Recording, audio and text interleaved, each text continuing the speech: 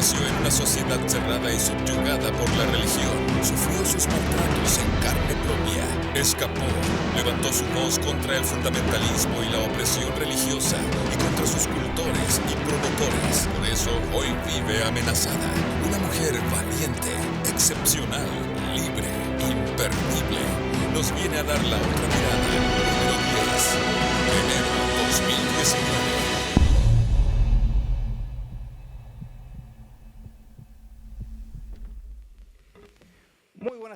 Good afternoon, everybody. On behalf of the executive team of La Otra Mirada, I welcome you to our ninth activity since 2014, when we began this open space for ideas discussion. Before beginning, I'd like to tell you that we are before a dilemma. I don't know if it's too difficult or maybe impossible to resolve. Our intention is to try to help to resolve this, of course. Can you reconcile the concept of redistributive social justice with a classical liberal stance? Should we ask this question as an attempt to reconciliate Marx and Smith, or Thatcher maybe with Castro, or closer to home Vargas Llosa with Neruda? While the Che Guevara T-shirts are always in fashion as an image of moral superiority, and the Frente Amplio continue profiting from the justice discourse, some called as neoliberals, maybe there are some here even, feeling cornered, could think that what is needed is this, an intellectual Solomonic treat. Today, after many sessions of La Última Mirada, after daring to enter the most polemic and complex fashion, we can see how our guest is not here to conciliate what, from a perspective of dignity of the person, is surely maybe unconceivable, and how our liberal classical stance offers answers which strengthen the morality of our arguments.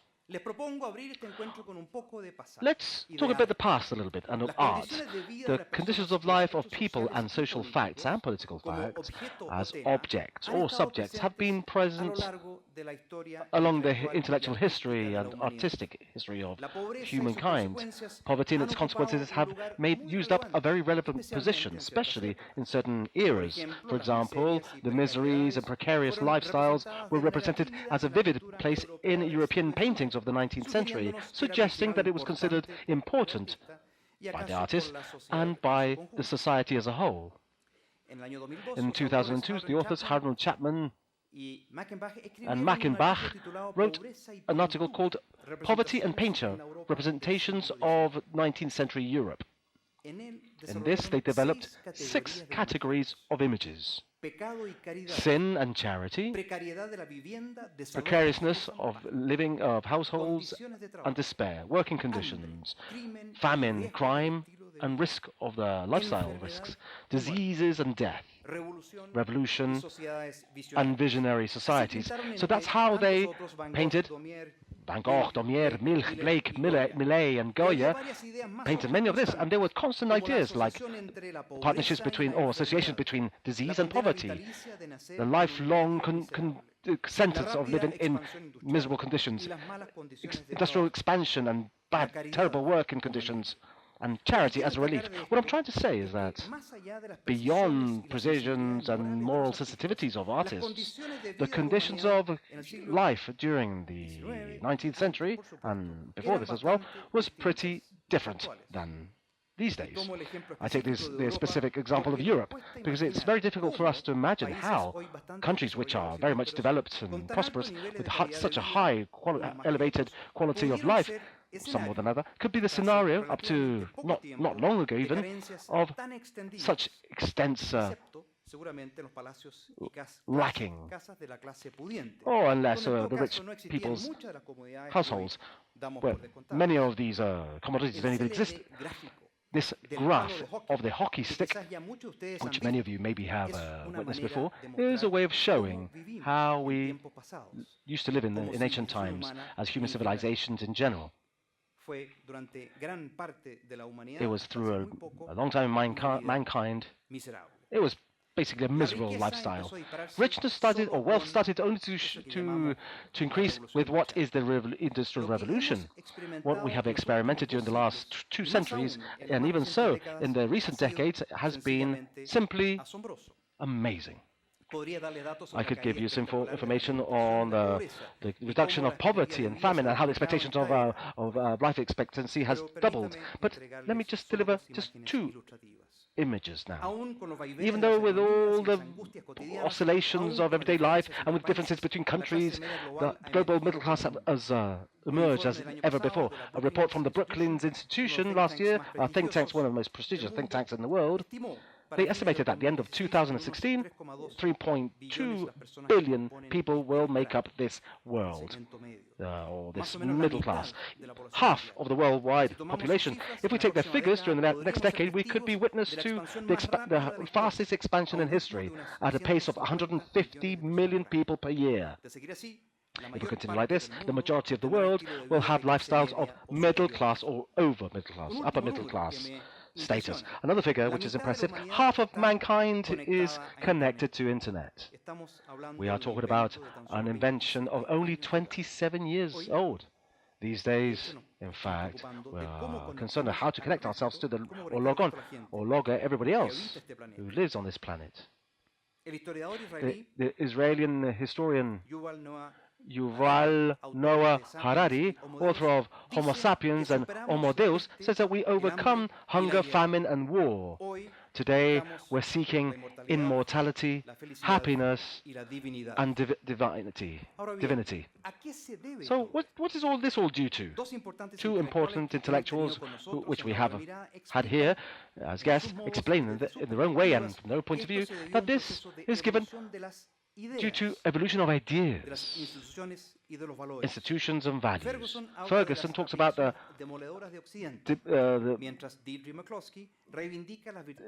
McCloskey talks about the ethics of the bourgeois virtues that boosted innovation, entrepreneurship, and the creation. This has not been just accidental, not at all. New ideas, revolutionary ideas of freedom, tolerance, respect, and dignity have played a very important role. I don't want to be too simplistic, but if we cross all the rankings of economic freedom and human development, we can see a very interesting coincidence.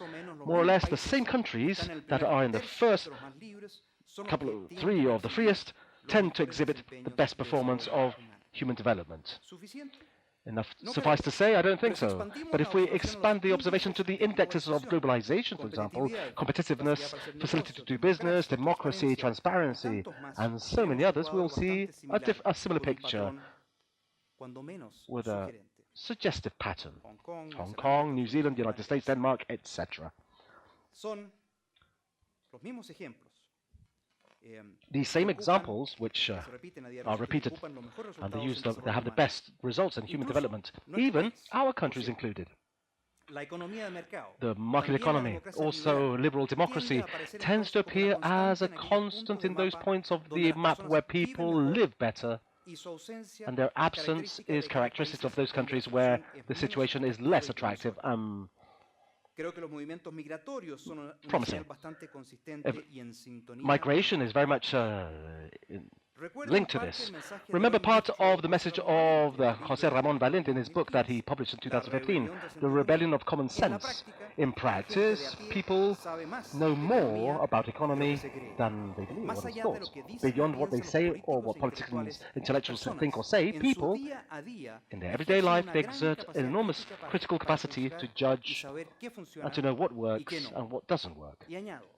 And I add, they appreciate the intrinsic value of freedom beyond what is instrumental.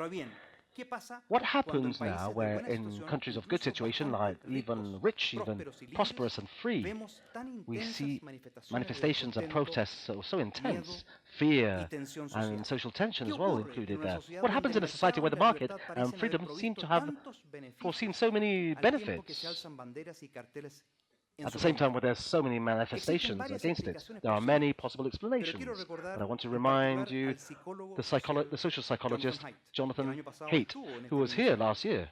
Haidt explains the importance of the moral values, where what is care and fairness and proportionality have a huge weight in the sentiments of people, in politics, and how people assess their surroundings.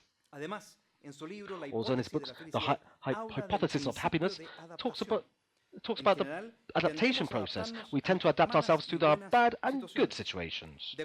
According to these, we set our objectives and expectations. Judgments on our current state are based on if it's better or worse than what we're used to.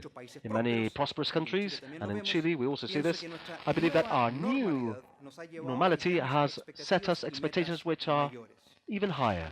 Some authors like Mauricio Rojas talk about the discontent of success, the growth, the quick growth, maybe not comfortable with it, but not due to roof or food, or due to hunger or famine or extreme poverty. If not, equality, equity, better education, health care, more assistance, or the so-called social rights. It could be said even that due to other elements and levels of care and fairness and proportionality, just to go back to Haidt's concepts. Well, in this debate and under these circumstances, we find ourselves in Chile. Questions with which we are actually dealing now are not new nor peculiar to our country. On one hand, we can distinguish moral judgment, which they called the neoliberal system. They consider unjust by nature, even vile and corrupt. Therefore, the visible hand of Smith is a black hand, in the best cases, unable to provide justice and equality. The discourse of the Frente Amplio in Chile has much of this. Generally speaking, they do not see that there's a way of compatibilizing equity and market. If not the other way around, the need of even restricting freedom to guarantee justice or fairness. It favors an idea of positive freedom. There's no real freedom if we don't have the means to enjoy it. This affecting negative freedom, the absence of coaction and the possibility of acting without third-party interference. On the other hand, regarding the inequality and inequity, it's inadmissible for the market that lead to the domination of some over the other. That's what the people think. Not long ago, Alberto Mayol, an intellectual left-wing Frente Amplio member, said that the inequality is a problem of the heart. And of course, the liberal economy, from that point of view, lacks or would lack a heart. In our country, this critical aspect has been a central factor of political debate and has even made up, is part of the electoral campaigns, questioning the continuity of our political and economic models. The allusion of Senator Quintana to the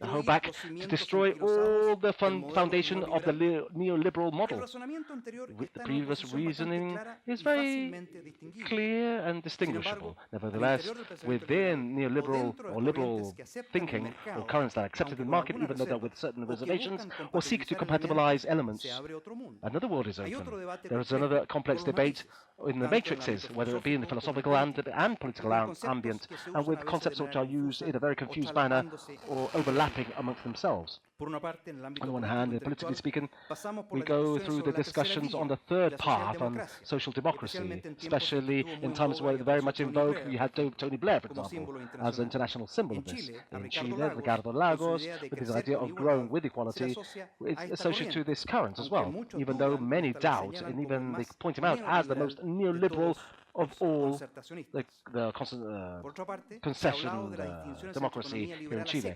we talk about social, market and economy and market solidarity economy. According to this, there has been debate on what truly each thing would mean. Even legitimacy of the origin of social market in post-war Germany, which increased very much so. So some political and intellectuals like Erhard, Robke, Erkin and Edenauer, amongst others, with interpretations which do not match. Some point out their essence in freedom of market freedom, and the limitations of the state, while others in social justice as a fundamental pillar of the system. But, however, with that tension which makes partisans enemies. Philosophically speaking, we have these old differences between classical liberalism, equalitarian liberalism, and libertarians. The tension between economic liberties and social fairness also has generated important discussions within liberal thoughts or thinking, and has been present in the theoretical debate during the last 50 years. The most emblematic works of Robert Nozick and John Rawls are a symbol of this. Both currents has bases which are totally different. For one, the market lacks of all moral or ethics to face justice or fairness. The other, the redistribution does not have legal support because it makes it impossible the criteria of justice, which does not vulnerate the essential rights of individuals, especially the economic. Today, we have a new government with discourses on change and continuities. It seems that we cannot avoid this conversation, even though, in an act of sensitivity, they opted to freedom. However, we should deepen seriously on this debate. And therefore, we are left at the point where we wanted to reach. To introduce our guest of today, Professor John Tomasi. Tomasi is a political philosopher at the University of Brown University, as founder and director of the political theory. His recent book, Free Market Fairness, is based on moral models of like Hayek's models and defenders like of this social justice as Rawls. They want to resolve the dilemma that we've mentioned. He analyzes the diverse sources of liberal thoughts, distinguishing between classical liberals and libertarians. Starting from this description of liberal thought, it proposes meeting a common ethic point based on recognition of the moral foundations of the market. Professor Tomasi is not a dogmatic in the liberal world and is very far away from being a socialist or like Sanders or Marxist, like a vintage Marxist like Jeremy Corbyn. He comes from one of the USA universities with some socialistic ideas, so therefore he has a double merit there. So it's a huge contribution to discussion, which is very much necessary at the moment. So I'm sure we will not resolve very easily. However, I'm sure that would lead us to see the light where there may be darkness. Thank you very much. And I give the floor in a couple of seconds with Mr. John Tomasi. Thank you.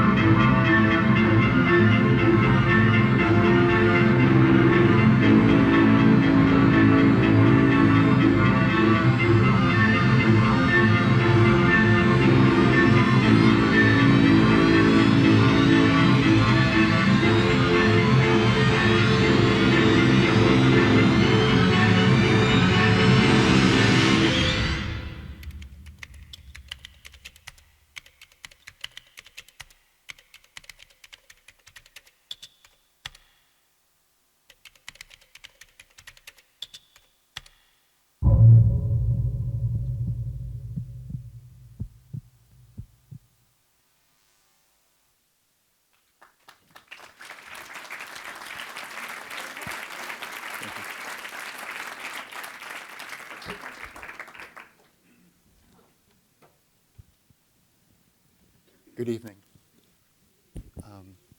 It's my great pleasure to be here.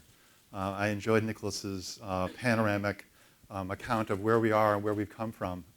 I want to begin by with a confession of sorts, or perhaps an explanation. I'm a philosopher, and philosophers are somewhat strange creatures, especially because what philosophers do will sound somewhat strange. I still remember vividly the day that I came home from college, and I told my mother, "Mom, I've decided that I want to be a philosopher." She was crushed. I'll tell you why, because it's actually relevant to what I'll be saying later. My mother had made just amazing sacrifices for many years throughout my youth to give me the opportunity to go to college. My father owned a small shop, and he died tragically when he was 39 years old. My mother never remarried. She raised me and my 3 sisters on her salary as a middle school art teacher. My mother believed deeply in education. She believed deeply in the idea of families taking care of their own. And so for her, launching us, by giving us a chance to go to college, was maybe the most important thing in her life. So when I came home and said to her, with great enthusiasm, "I want to be a philosopher," you can imagine. So what do philosophers do? Philosophers do this somewhat strange thing where we don't study this world. We think about this world, but we don't study this world. We study the world that this world could become. And philosophers spend our time imagining and arguing with other philosophers about what an ideal society might look like. And the way I think of it sometimes is that philosophers make maps of the stars.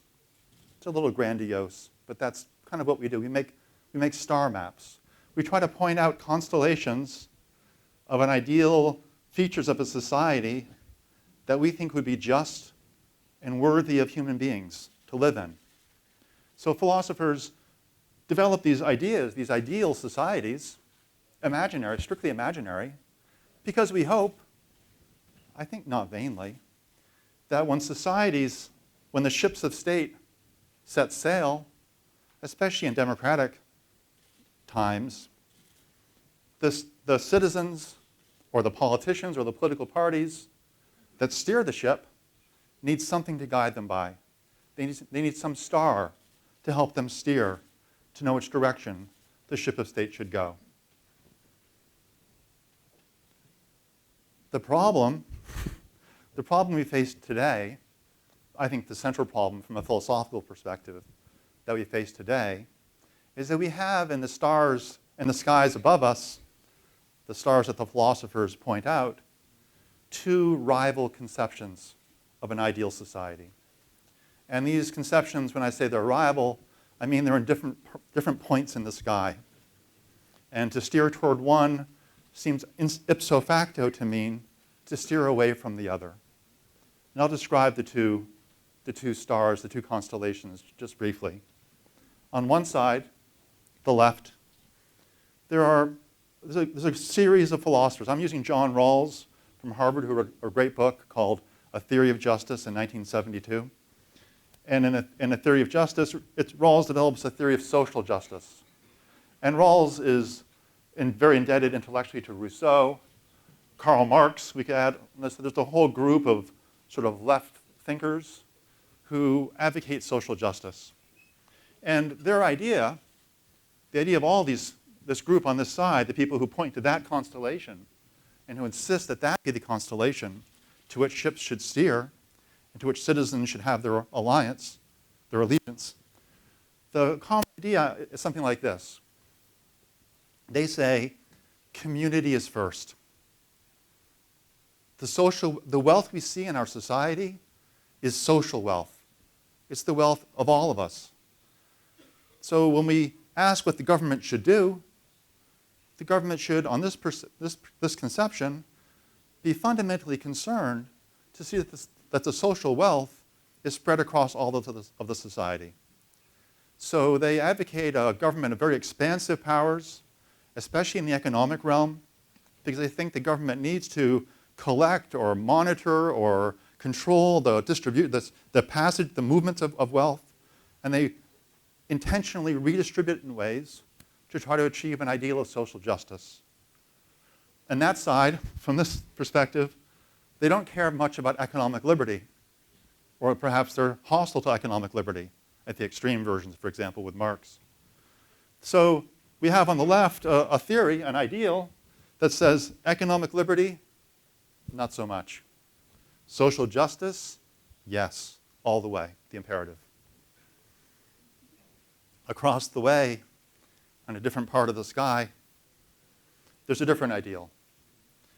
I used Friedrich Hayek and John Locke before him. We could add others, some of whom Nicholas mentioned. We could add Adam Smith, Milton Friedman, many others. These people on this side have a different ideal, and they have a different moral argument for that ideal, an argument that is also attractive. They say individual lives come first. Society is not an organic thing. There's no such thing as a society. There are just people, individual people. And every single person's life matters. People own themselves. Owning themselves, they own their labor. They should be respected to use that labor and their time the way they choose, since it's their life. They mix their labor with unowned things out in the world, a la John Locke, and they can come to own those things. Economic strivings, economic activities are among the most basic things that people do. And so when it comes time to ask what the government should do, these people say, these philosophers say, the central role of the government should be to protect the natural rights that people have, including, notably, their rights to property. And the role of the government is a more limited one, to provide a few public goods, perhaps, but mainly to protect people's rights. So they say, economic liberty, yes. Social justice, not at all. In fact, Friedrich Hayek wrote a book. I mentioned Rawls' book is called A Theory of Justice. Hayek wrote a book that some of you may know called The Mirage of Social Justice. He thought it was a fiction, perhaps. So this divide among the philosophers is only interesting to non-philosophers because it probably sounds pretty familiar to you. This divide among the philosophers mirrors a divide among many societies. I'm not sure, but I've been studying Chile from afar for some time with fascination. I think Chile is in many ways a uniquely positioned country because of the strength of the vision of these two rivals that have emerged in Chilean history. And I put down, for example, one politician, Michelle Bachelet. We could have put a stronger version, perhaps, maybe Allende, on the social justice side, perhaps. On the other side, a politician, I did Sebastián Piñera. We could have done the Chicago Boys, anyone you like, Sebastián de Castro, perhaps. Sergio de Castro.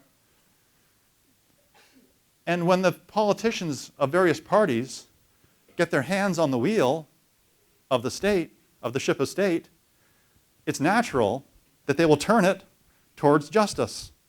They will turn it towards the constellation that they believe is the right one for the society, to make the society just.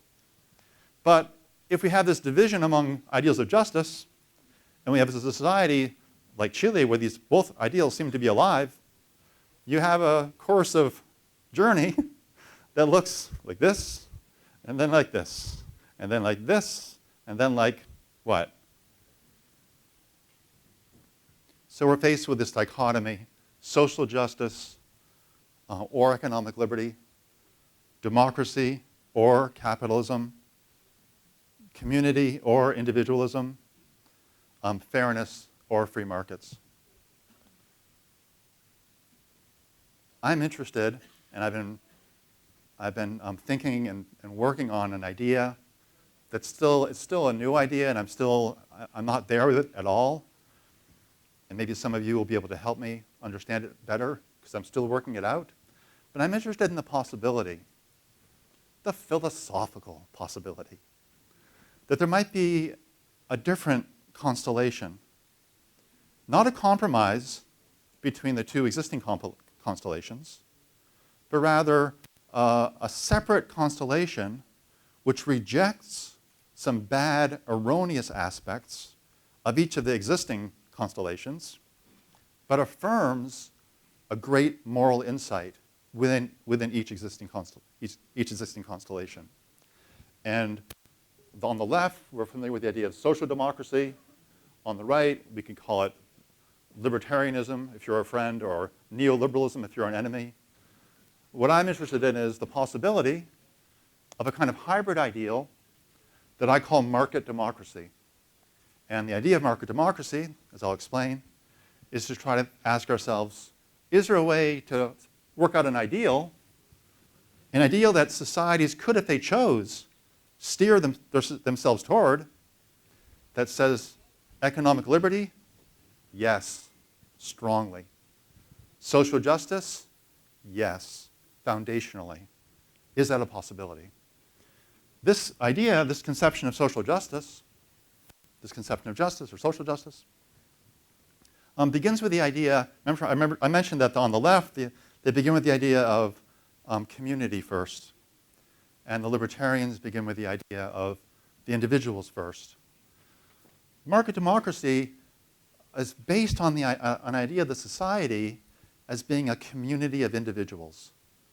So it takes very seriously the idea that every person's life is really important, but it also takes very seriously the idea, just as seriously the idea, that we're all in this together, that we're all part of one community.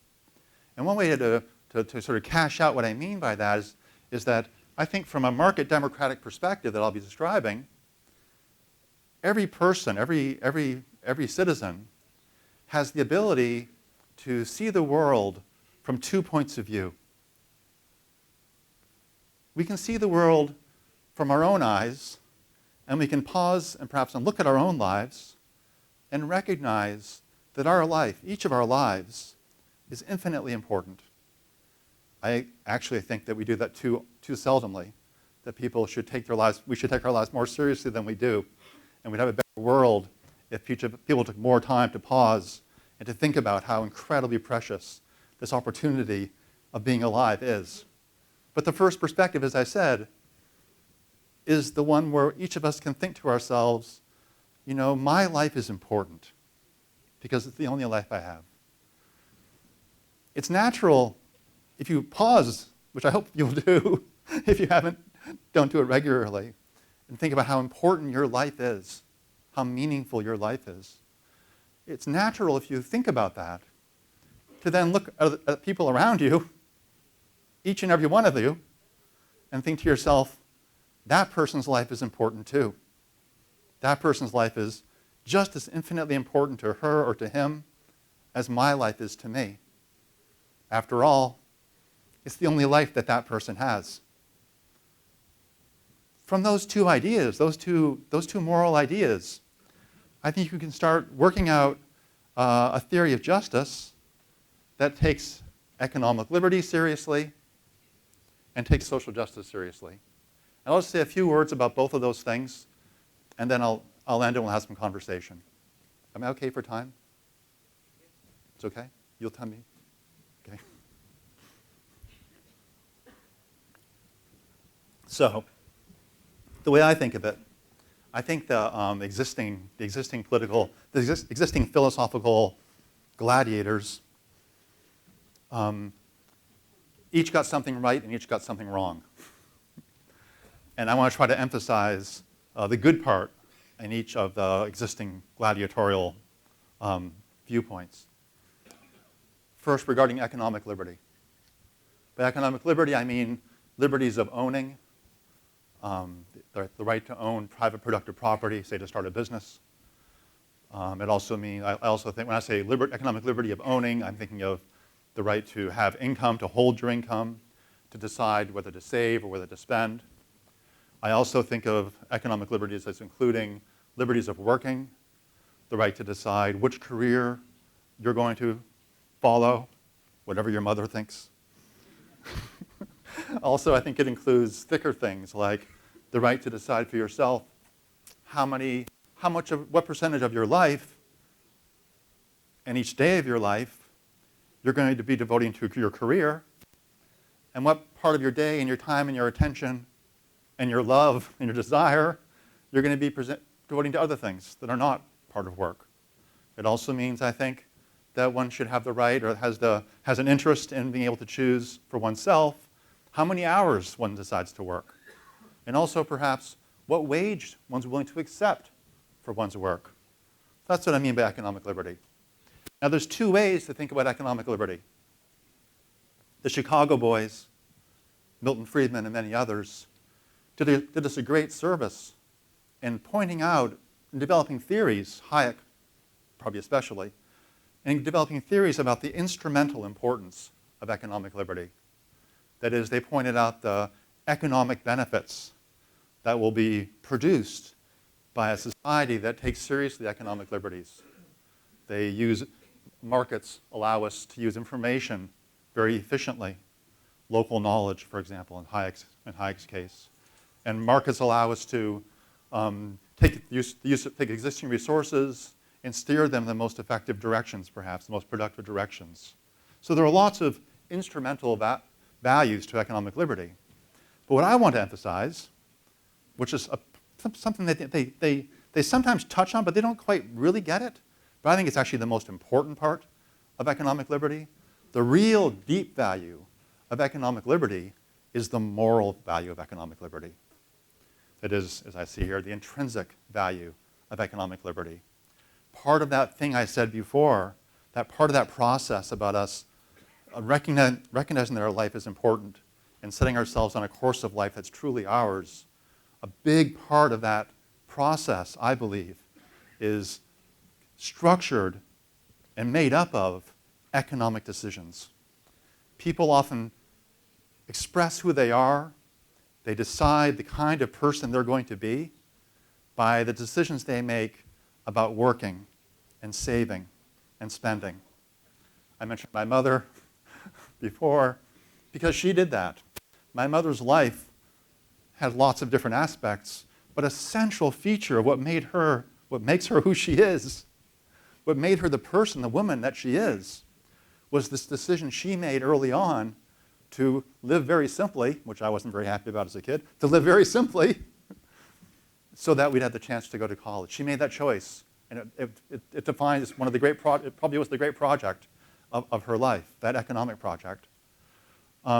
We define ourselves in all these. I was talking with some students this morning, and I was telling them that I had this experience at Brown and when I taught at Stanford and also when I was at Princeton. I noticed that freshmen and sophomores, first year and second year students, tend to be very happy. They come walking into my office, not a care in the world. They're taking a little art history. They are going to dabble in computer science, but it doesn't matter whether they'll stick with that or not. They can do this, they do that. I guess they study sometimes. But they have a lot of fun, and they're incredibly carefree, wonderful, magical creatures when they're freshmen and sophomores and juniors. But when they come to my office, having turned senior by their senior year, I detect a change in them. There's a certain tension in their jaw. Their smiles, they're less quick. There's a tick in their eye as they nervously get around to broaching the question of whether I'll write them a letter of recommendation for their investment banking program they decided to apply for, knowing full well that I'm going to say, but when you were in here last year, when you were so happy, you planned to be a social worker. But now you want a letter to be an investment banker? Or the kid in my office who tells me that he's going to become, he wants to get an MFA or he wants to become a public school teacher. And I said, but when you were in here last year, you told me that you were going to work in your father's hedge fund and that you've been working there every summer because preparing yourself to become to take over the family business and be a hedge fund manager. And now you're going to be a public school teacher? And I mention that because that unpleasant moment for them, that moment of tension for them, is that incredibly precious moment in their lives when they're crossing the threshold from childhood or late adolescence into something like adulthood. When they start to make these decisions about what career they're actually going to follow now, they're expressing what they value. They're making decisions that they struggle with, thinking about what are the economic consequences, what are the opportunity consequences, what are the moral consequences. I take no judgment about whether public school teachers or hedge fund managers are morally better. I genuinely take no view on that matter. But they're making these decisions for themselves, and they're becoming the people they are. So economic liberties, I think, are not important simply because they make the world, make the economy better. They're important because they're an essential part of freedom. And if you want to live in a society where we truly respect our fellow citizens, we need to respect all the domains of activity in which they become themselves. So if you want to pursue social justice, for example, which I'll say about in a moment, if you want to pursue social justice in a respectful way, we need to be very thoughtful about the ways that people need to have economic freedom to become the kind of people they want to become on their own terms. So a truly respectful society, a morally respectful society, should give great weight to people's ability to use their economic freedoms. Secondly, and more briefly, you probably think this is the complicated one. It's actually not, I don't think. Social justice. What is social justice? I think it's remarkably easy to say, because what most people think it is so, it's easy to say what most people think it is wrong. So most people who think, many people think, and some of the people I mentioned on the left side thought, that social justice means something like equality. Maybe material equality, maybe equality of opportunity, but they had the idea that to make a society, sorry, that's a bit crude to do that. I just realized after half an hour of doing it. To make a society just, or to make it more just, one should make it more equal, right? So just think about that idea. It's a pretty common idea. Imagine we have a society that has a distribution of, let's say, wealth that's roughly like this. Wealth and opportunities, we might say.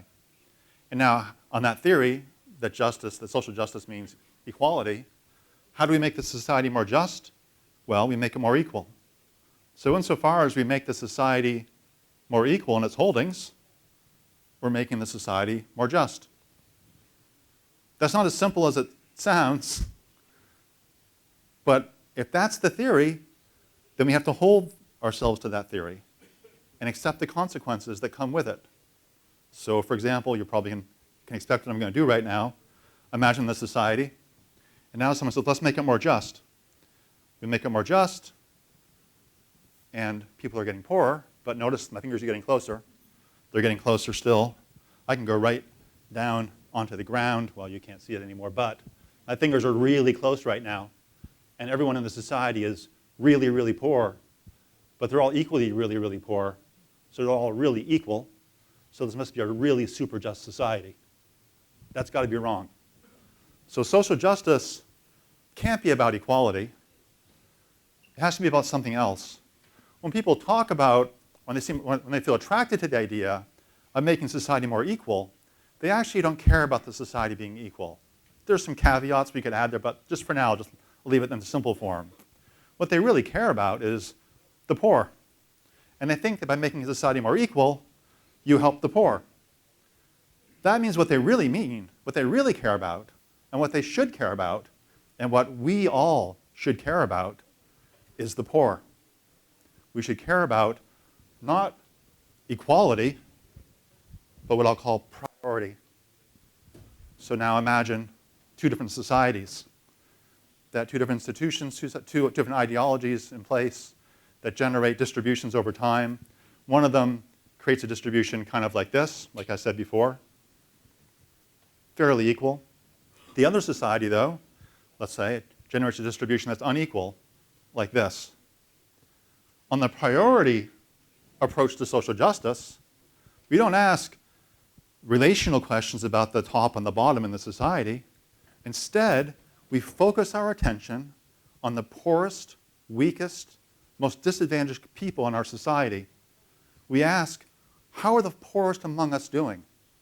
We, to put it this kind of crudely, watch my thumbs, we ask about these people. And we ask, which of these two societies, if we could choose to create to pick social institutions to make our society realize one of these distributions, which one of these societies should we choose if we truly cared about everyone in society? And on the priority conception, they say, I say, we choose this society.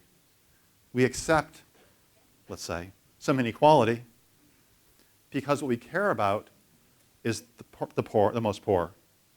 So, social justice is a matter of focusing our attention on the poorest members of society, not worrying so much about equality. There can be some bounds. If I could take my finger and break it and stick it up really high and make it super, super unequal, maybe there's a problem with that society. I think there is. But the simplest model, though, is that it's priority that we owe our fellow citizens, not equality.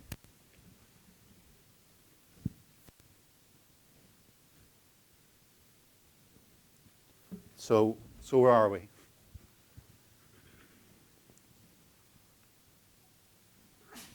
I'm interested in Chile because in your history, there's been at least in the recent history, but in some of your earlier history too, there's been a zigzag path between the two ideals that I described. I haven't fully worked out, I'm well aware, the account of market democracy that I think is what justice really is. But I think you see the general aim, the general outlines of what I'm going for.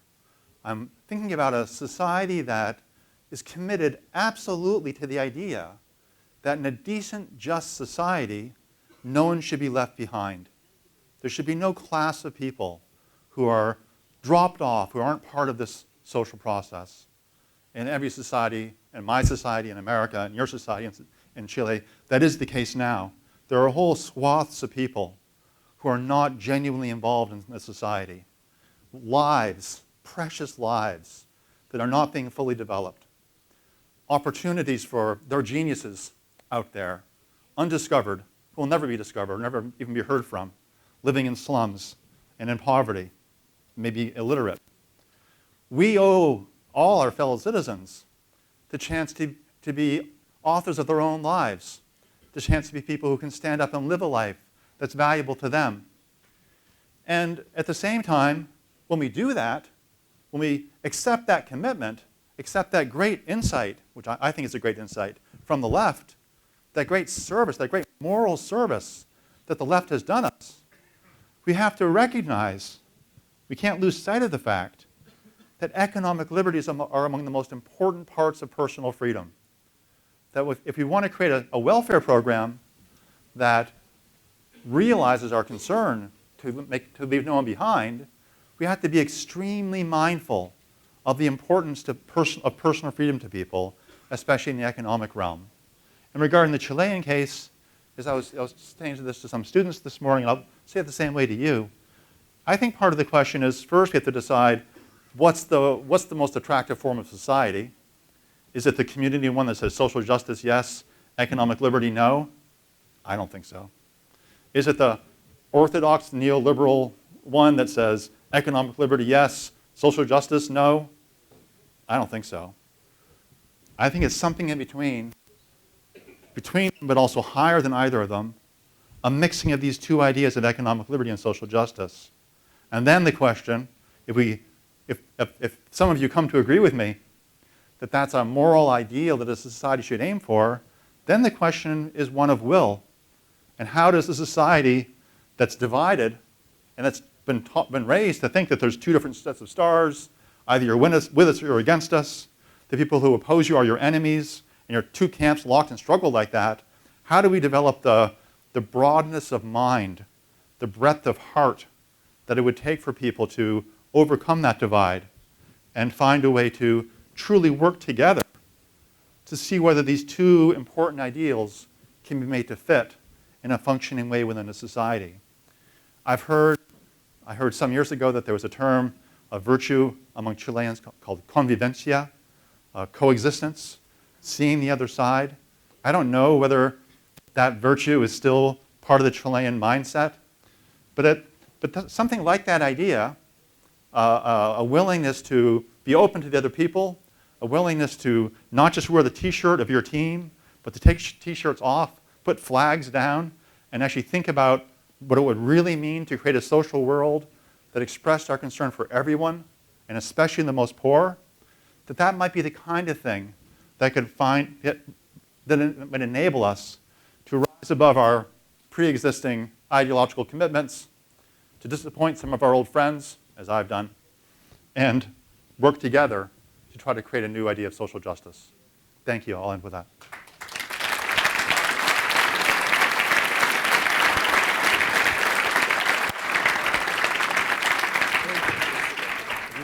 Well, thank you all of you for being here. And so I'm on their left. No, I'm on their left. Ah, on their left. And thank you, La Otra Mirada, for the opportunity of sharing with John Tomasi. I think, John, that you are in very good company with Jonathan Haidt, Deirdre McCloskey, as you saw, who else recently, Mario Vargas Llosa, etc. I must confess something, because I received a call at 4 in the afternoon, and it was from the organizer of this event, and she told me, well, listen, what are you going to talk about? And I said, well, I don't know. And I added, maybe we can talk about Rawls' two principles or Hayek's theory of spontaneous order. And I heard a silence. So I said, well, listen, I mean, if you were in an Indian restaurant, you would have to rank your food as hot or not. From 1 to 10, what do you want? Because it could be 7, I said, in terms of intellectual conversation. And she said, well, listen, better 5. Okay? So we cannot talk about that much. And she gave me 2 instructions that I have to give at the end. And it's only 25 minutes. Well, one of the things, I mean, remembering what you've done, we have to remember, Nicolas introduced you already, but you studied your DPhil at Oxford. You have published extensively on political philosophy and political theory, but your book, your Free Market Fairness, has been very influential in academic and even political circles in this idea of bringing together Rawls and Hayek, or having a close-in between the thought of these 2 great thinkers. It could be interesting in a way to try to explain the audience what is Rawls' basic thought and then Hayek, and why you choose these 2 big thinkers in terms of your proposal. Sure. Should I stand up so that people can see? Is that okay? I think you have a microphone. Speak loud. Okay. Pull forward a little bit. So I chose Rawls and Hayek because they're the thinkers who I admire the most. I grew up studying Rawls when I was at Oxford because that's what you had to do. He's the most technical political philosopher of the last 50 years. So those of us who want to be real philosophers had to prove we could do the hard stuff. I read Rawls and disliked almost everything he said. I resented it tremendously, being required to study and restudy a thinker whose conclusions and premises I profoundly disagreed with. Hayek was studied much less often in the academy, at least among political philosophers. That made me genuinely want to study Hayek. So I studied Hayek kind of at night, on my own, secretly, but with great passion and with great interest. And so because I knew those 2 thinkers the best, and because they're often thought of as being great rivals of each other. They weren't, as I think you know, no, but they're widely presented to people in my generation as having been arch rivals, even though in fact they had a very interesting relationship together. Hayek was very encouraging of the young John Rawls. He thought that John Rawls, when John Rawls was a first-year assistant professor, Hayek said this may be the most important thinker of the next generation.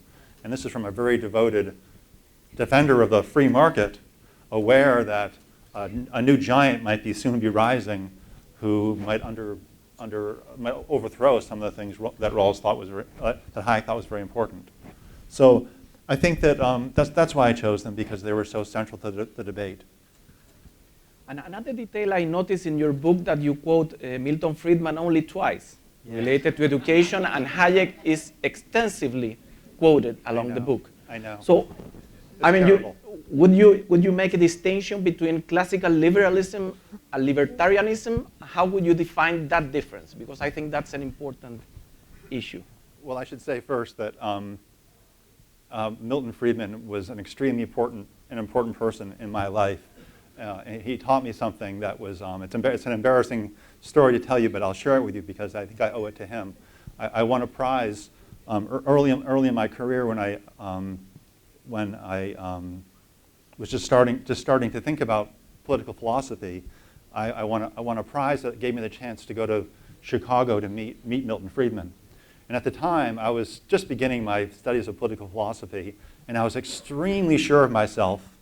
And I was extremely sure that Milton Friedman was a sellout to the left. I thought he was, a moderate, which in my view back then, I was an extreme free market radical. And I'm embarrassed to say that when I had the chance to go to Chicago to meet with him, he was in a room with a number of his students, probably some of the Chicago boys, who knows, a little later than that.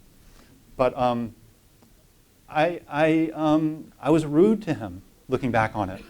I asked him very aggressive questions, very uncompromising, very, very inappropriate for a young man to do to a very distinguished thinker, because I thought that all that mattered was the ideas, and who cares about whether we're polite or not? We just need to get the ideas right. And I was so passionate about that, and I was so sure that he was having this great influence in telling people the wrong things that I had to try to convince him to become more hardcore in the free market. Some of his students defended him. Rather, he didn't actually reply to me even himself. And I left feeling very embarrassed and somewhat ashamed about myself. Years later, he sent me a note, completely out of the blue, just a very friendly note saying that he'd read something I'd written, he thought it was really interesting, and he was really happy to see my career taking off. And then very late in his life, just before he died, I was invited to give a keynote address at a group called the Montpelier Society in London. And Milton Friedman was going to come to introduce me and two other people who the title was New Thinkers, New Ideas, something like that. They were going to allow some person who was now thinking about social justice into the Montpelier Society, which the tables had been turned, right? But Milton Friedman became very ill shortly before he died, and he sent a video instead. And in his video, to my shame, he complimented me, and he described meeting me those years before, that day that I so often at night would think to myself, God, I can't believe I was a jerk to Milton Friedman. And he complimented me, and I'm sorry, I say all that because there was a generosity of spirit that he displayed toward me that I've never forgotten. There's something humane about that. There's something about getting beyond the ideological, getting beyond even a young person's rudeness to try to reach them anyway. And sometimes when I'm at Brown or when I'm involved in political situations and I can encounter extremely angry people, in my experience, usually people who are very angry on the left, who are very rude to me, who sometimes people shout at me when I give talks because they think I'm a shill for the free market because I think it's so important, economic liberty is so important. I try to remember how Milton Friedman was with me. And I try to remember that when some person's in the back chanting or yelling at me, as has happened sometimes in the circles I travel in, that they were kind of like me. They really care. And that if I could have the generosity of spirit that Milton Friedman genuinely had, it would be a wonderful thing. And if I could, I share it with you in part because I hope that you too will think about that generosity of spirit. It's the only way a society can really move forward is if we're brave enough and we're big enough and we're wise enough to recognize that even people who are completely wrong and are yelling in our faces are still people. And if we're patient and we're sincere, there's power in that. I have no idea what you're... Sorry.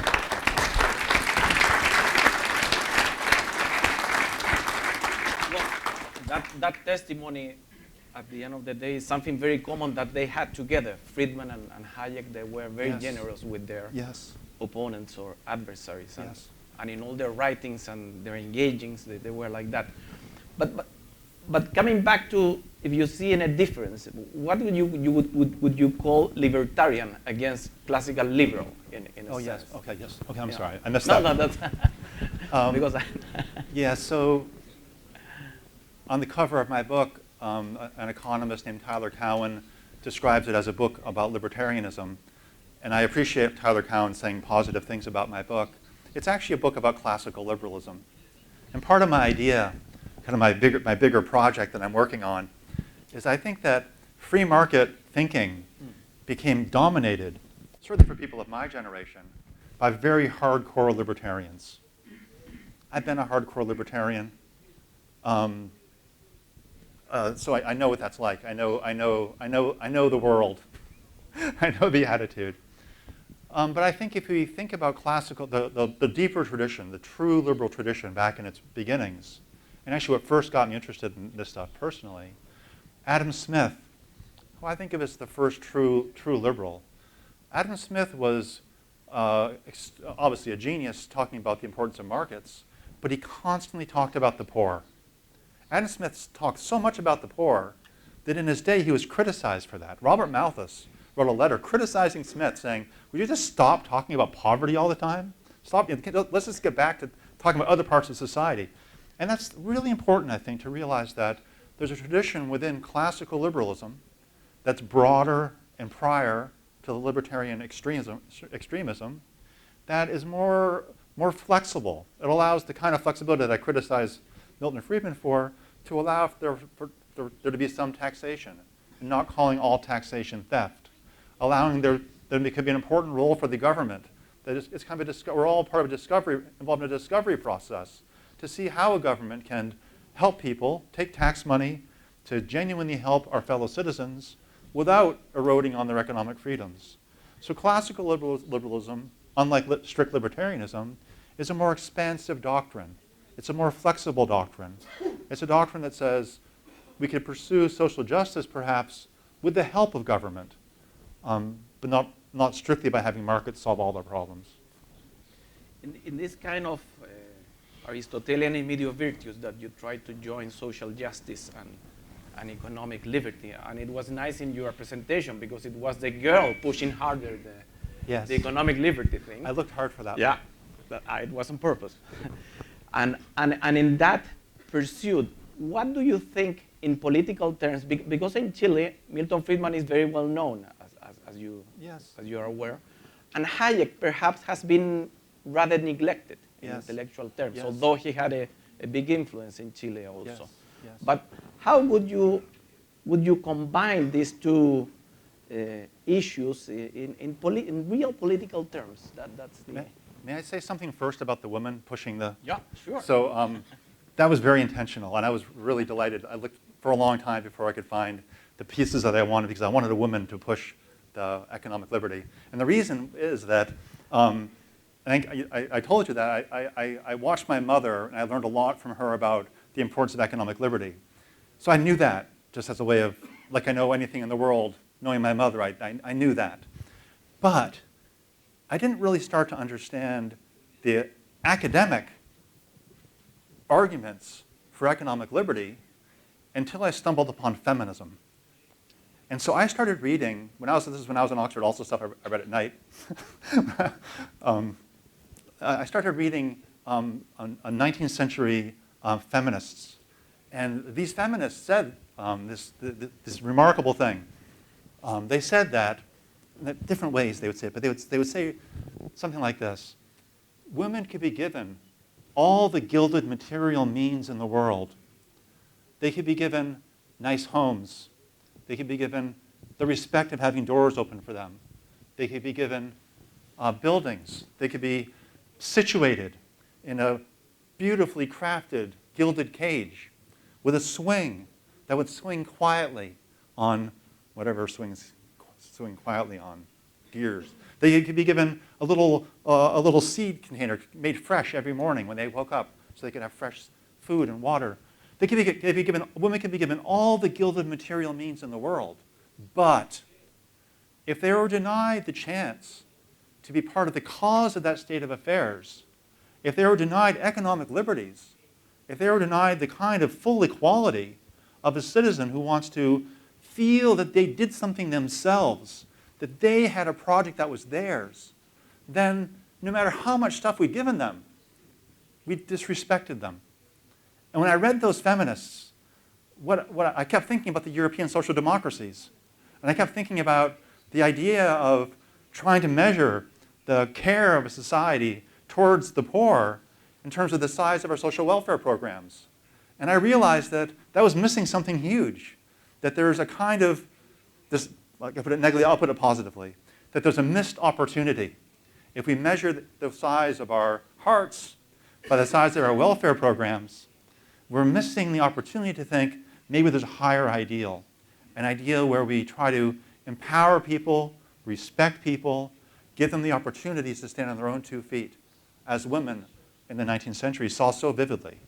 So, sorry, that's why. So I really wanted to find a woman to push the econ liberty for that reason.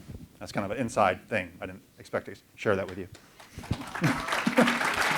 But I didn't answer. In the wonderful interview you gave for La Tercera on Sunday, you talk about Chile and you say it's fascinating because it has, and I quote you, all the ingredients for an ideal of free market and an ideal of social justice, and you put the example of Sweden. Yes. How do you make that link? Now, that's going to be interesting. So, you know, when you write a book, you don't know if anybody's going to read it. And when you write a book, even if you think someone's going to read it, you're usually wrong about who reads it. And so I wrote my book thinking, well, you know, I hope that some of these Americans, some of my American colleagues will read it. And they did. But I was very surprised at the countries where my book became really popular. And the biggest surprise of all was Sweden. So I had an invitation shortly after the book came out to give a talk in Stockholm, and I said yes. But when people heard I was coming, I started getting more and more invitations. So in my 7 days in Stockholm, I gave as many talks as I'm giving here, which is like 3 or 4 a day. But on the airplane to Sweden, I'm a philosopher. I'm so ignorant about the world. I want to learn about Sweden. So I literally sat on the plane, paid for my internet service, and I Googled something like economics Sweden. That's literally where I was. And so, and I started finding these YouTube videos of this person I'd never heard of before. He was this guy with long blonde ponytail, Swedish guy, right? Long blonde ponytail, gold earring, and he was there, like, you know, looking like what I think a Swedish person looks like. He's a politician in Sweden. But behind him on the screen were the banners of my old free market think tanks. So there was this guy, this long-haired, ponytailed, hippie Swede, and behind him it said, you know, the American Enterprise Institute, the Heritage Foundation, and closest to my heart, Cato Institute, the hardcore libertarians. And when I listened to this person, I said, how can, his name is Anders Borg, and he's the finance minister of Sweden. And he was talking about my book. He didn't mention me. He's read it now. He hadn't read it at that point. But he was exactly describing my book and my idea. And the thing he said was that in Sweden, we shouldn't judge our success by the size of our welfare programs. Instead, our welfare programs are a sign of our failure. So long as we have welfare programs, that means we failed to give every Swedish person the chance to be independent, to live an autonomous life, fully according to their own values. And he had this line. One more thing I have to say. He had this line. I just love this line. He said it in every talk. And then he went around Europe, by the way, and was lecturing the Europeans about how they should be more like Sweden, using this particular line that I just loved. And the line, he talked about his policies. His whole thrust of his policies, he says, was this: we want to make work more comfortable than welfare. We want to make work more comfortable than welfare. Imagine if a Republican presidential candidate in America, or perhaps President Piñera in Chile, said, our idea for our program is to make work more comfortable than welfare. We're going to get people off the welfare rolls by making them uncomfortable, designing them to be so uncomfortable. What? But he said that because he saw the aim of the welfare program as being to launch people. That Sweden should try to design welfare programs to encourage people to become genuine members of the society. He could say that. He could get away with saying that. He could be lionized for saying that, even in Sweden, because there was this background shared understanding among the Swedes that they truly were a community. There was a deep cultural sense of belief in each other that they were all in this together. And that if someone was going to say something like that, like those words, it would not be easy just to take pot shots at that person for being a heartless, uncaring person. There was the background commitment to social justice. And that's exactly what I'm trying to do. I'm trying to encourage my friends on the right, my old libertarian friends, to see the importance of social justice. That if we could genuinely affirm the idea of trying to build a society together that leaves no one behind, that includes all the talented people, all the special, precious individuals that we have in the world right now living, that if we could actually convince people of our sincerity of that, because we actually were sincere about that, or became sincere about that, then we can have honest conversations about making a better world. That's why I like Sweden, for that reason.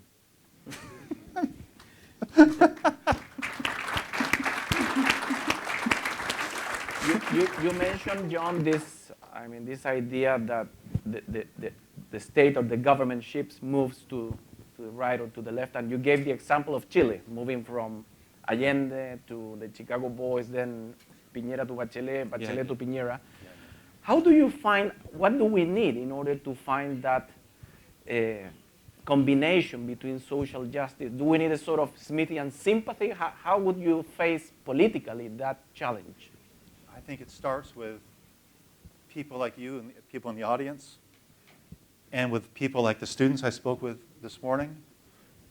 I think it starts with ordinary people having the seriousness of concern for our fellow citizens, the seriousness of commitment to certain principles of individual liberty, the willingness to stand up for those principles, to share them with people, to not always say the comfortable things, but sometimes to say it politely.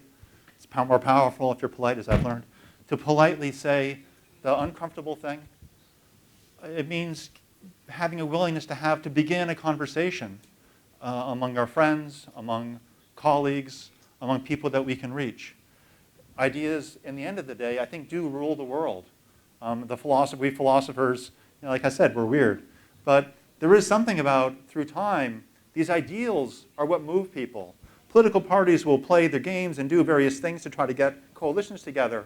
But behind that, there are these moral calls that really have power. I think part of the great lesson of socialism and the rise and failure of socialism in the last century was just the power of the moral idea. And socialism, for such a long time, cornered the market on calling attention and, I think importantly, making visible the poverty that people live in our world. They did that really important thing. But they cornered the market on the moral high ground. Never go up the moral high ground. Well, we are on time. I wanted to ask you a little bit about your seminar at Universidad de Concepción, because apparently you had hundreds of students hearing you. Yes. But I have two messages that the organizer told me I had to give. First, leave this here, okay? Second, we have free drinks upstairs at first floor, so we can carry on talking with John. And well, many thanks for the conversation and for your visit, and hope you enjoy your time in Chile. Thank you. Thank you.